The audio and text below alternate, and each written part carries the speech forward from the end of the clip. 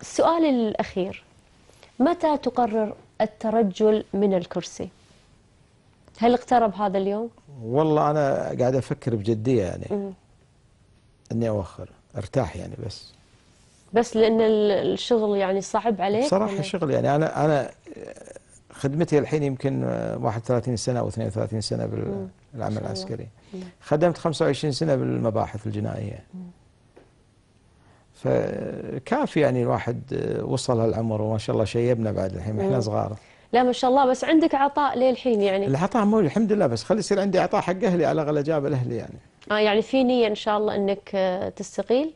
في ناس والله راح يفرحون بهالاستقالة. مو في نية يعني، بس خلاص أنا وصلت على سن التغال، بس أنا مم. قلت لك يعني تراودني الفكرة تراودني مم. يعني